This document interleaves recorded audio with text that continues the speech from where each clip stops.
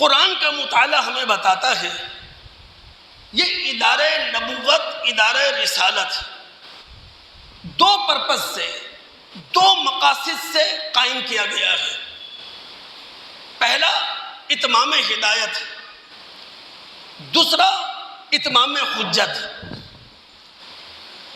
اتمام ہدایت کا مطلب کیا ہے؟ انسان اپنے علم اور اپنی عقل کی وجہ سے جو کچھ ہمیشہ سے جانتا ہے، نبی اور رسول انسان کو بھولا ہوا سبق یاد دلا دیں اور اس بھولے ہوئے سبق کی تفصیلات ان کے سامنے رکھ دیں۔ یاد رکھیں دوستو، نبی اور رسول کوئی نئی چیز ہمارے سامنے پیش نہیں کرتے۔ پیدائشی طور پر اللہ تعالیٰ کی طرف سے علم و عقل لے کر ہم انسان پیدا ہوئے ہیں۔ اللہ رب العالمین نے پیدائشی طور پر ہمارے دل کی تختی پر بہت سارے زندگی کے اسباق لکھ چھوڑے ہیں۔ انبیاء علیہم السلام وہ بھولے ہوئے اسباق ہمیں یاد دلاتے ہیں، ان اسباق کی تفصیلات ہمارے سامنے رکھتے ہیں، ان کی تشریحات ہمارے سامنے رکھتے ہیں۔ تو نبوت اور رسالت کا جو ادارہ قائم ہوا ہے نا، وہ اتمام ہدایت کے لیے ہے۔ اب اگر دوستوں کی مجھے توجہ حاصل ہے، اللہ کے بندو، انسان پیدائشی طور پر جانتا ہے اس کا کوئی خالق ہے، انسان ہمیشہ سے جانتا ہے کوئی اس کا پروردگار ہے۔ کیوں؟ چونکہ اللہ رب العالمین نے انسان کی فطرت میں اپنا تصور ودیعت کر دیا ہے۔ اللہ رب العالمین نے پیدائشی طور پر ہر انسان کو یہ امانت دے دی ہے کہ تمہارا کوئی خالق، تمہارا کوئی پالنہار ہے۔ اگر یہ بات قرآن میں جا کر مطالعہ کرنا چاہیں نا آپ، سورہ اعراف کی آیت نمبر 172 اور 173 کا مطالعہ کیجئے گا۔ میرے پاس ٹائم نہیں ہے، میں آگے بڑھنا چاہ رہا ہوں۔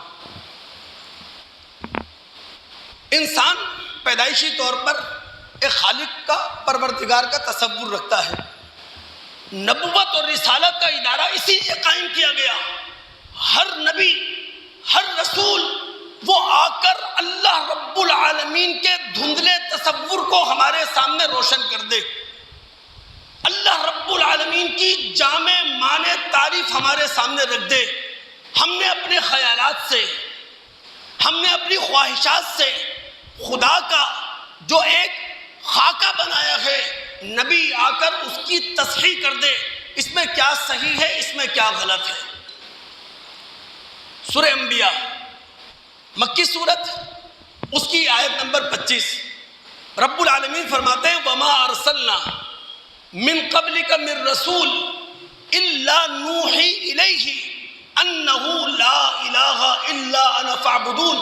اے محمد صلی اللہ علیہ وسلم، ہم نے آپ سے پہلے جو رسول بھیجا اس کو بھیجنے کا ایک ہی مقصد تھا، وہ لوگوں کو جا کر بتا دے اللہ کے سوا کوئی معبود نہیں ہے، اللہ کے سوا کوئی مسجود نہیں ہے، اللہ کے سوا کوئی داتا اور دستگیر نہیں ہے۔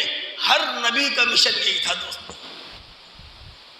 یہی وجہ ہے نبی علیہ السلام اپنے چچا ابو طالب کے پاس ہیں۔ سرداران مکہ، چاہے ابو جہل ہو، ابو سفیان ہو، امیہ بن خلف ہو، عاص بن وائل ہو، عتبہ ہو، شیبہ ہو، یہ بھی آ دھمکتے ہیں اور وہ اللہ کے رسول کے چچا ابو طالب سے کہتے ہیں اپنے بھتیجے کو روکو۔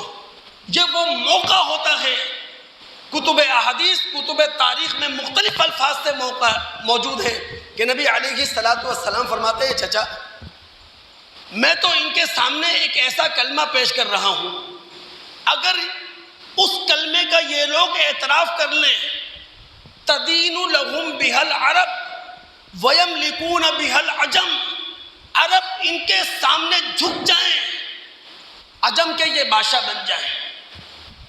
سرداران مکہ کہنے لگے وہ کون سا کلمہ ہے جو پورے عرب کو ہمارے سامنے زیر نگی کر دے، ہم عجم کے بادشاہ بن جائیں۔ اللہ کے رسول نے کہا لا الہ الا اللہ۔ تو